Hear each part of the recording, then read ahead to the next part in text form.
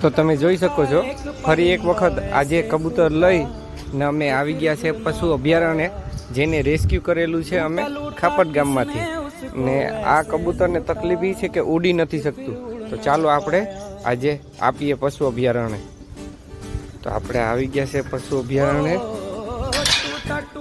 કબૂતર ઉડી નથી શકતું, તો ચાલો જઈને મળીએ, કહીએ કે ભાઈ આમાં જે કંઈ તમારી થતી હોય ટ્રીટમેન્ટ કરો.